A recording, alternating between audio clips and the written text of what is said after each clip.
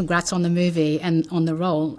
Were you much of a football fan before being asked to do this? I was, yeah. I'm not like in the scale of football fans, I'm not like an armchair expert. But I don't know what scale I was putting myself on there, but I'm definitely not an expert. I'm an Aston Villa fan and I love watching football, I love playing football. But I don't know the ins and outs of it maybe as well.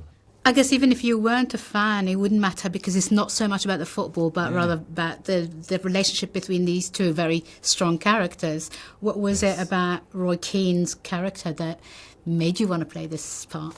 So much. I think he's a really I've always been a fan, even more so I think after playing him, and just very interested in the way that he carries himself, the way that he's carried himself as a footballer, and now also post that in the public eye. You know, his work as a broadcaster. I think I always enjoy listening to his takes and watching him, and then he, you know, I suppose we're from the same city, and that is, you know, that's incidental in some ways, but it's also a city I think, not to speak for him, but we both have a lot of fondness for. Like I loved growing up in Cork. I feel very, very lucky to have grown up in that city, and I think to get to step into that world in this kind of slightly unexpected way by playing Roy in this film was it just meant a lot to me. It meant a lot to me and my family, I think, to get to like step into that. I'm from a mile or two up the road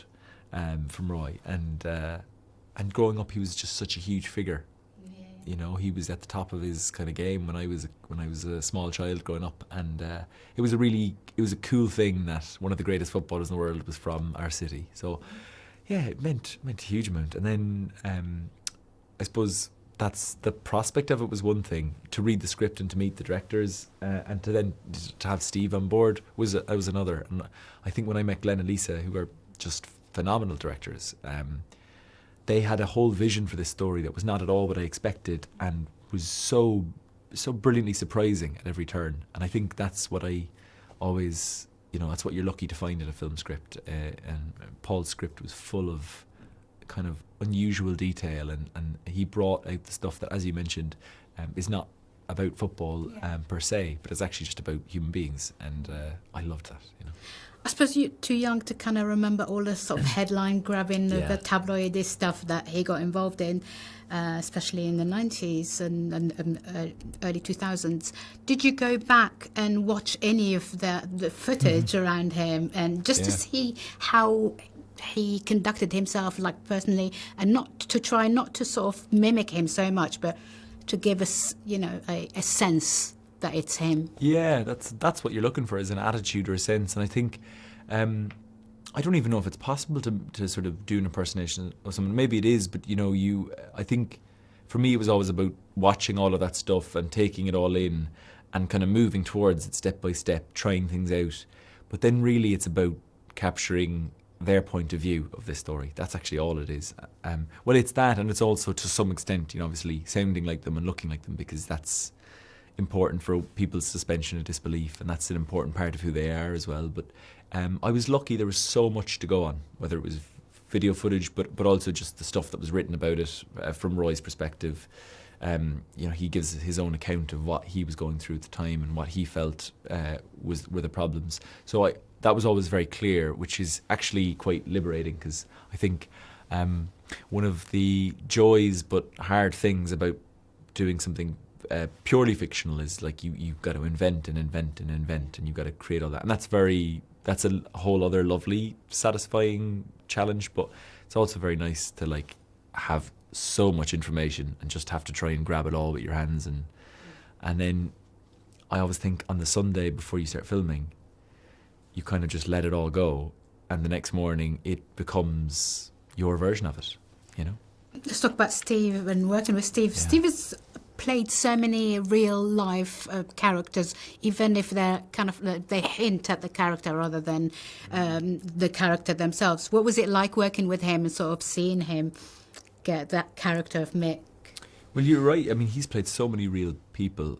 Sometimes, you know, we talked a lot about the challenges of it, because sometimes they're people who are in the public eye, and so you know, and it always depends on the story. I think sometimes there's a real obligation to be very pinpoint accurate in how they come across. I think he did that in The Reckoning kind of extraordinarily well and chillingly well. And in that sense, it was like that accuracy, I guess, was really, really important because it was a factual drama. But then in something like, Philomena, maybe it's a different challenge, which is a beautiful film, but it's not really about the public persona of those people at all. It's about the human story. And so I've done variations of that as an actor. I would always look to Steve as someone who does that brilliantly, and he was a huge influence on me as an actor anyway. So to get to see him do it, and also to get to talk through the process of that was really, it was really fun and very, feel very grateful. He was the only person I could think of in the role. He was the first person and last person I could think of playing him. I think finally my last question would be, do you know if Roy has seen the movie, and have you met him and chatted to him about this? No, I haven't had the pleasure of meeting Roy. I don't know if he's seen it. I couldn't comment on his sort Are of you nervous feelings. about it? Not really. I mean, I understand that it's a very strange prospect for anyone, to watch a film about something they lived through. But I suppose I was drawn to the story because I felt it said something about, the psyche of people who are under immense pressure and on a very global stage like the World Cup. It doesn't get any bigger than that, really. And B, what this Saipan event kind of tells us about Ireland at the time and since, where we've come maybe since 2002, about how we see ourselves in the world stage, what our kind of maybe attitude to sort of like, are we there to succeed at the highest level, or are we there to make up the numbers, to put it broadly.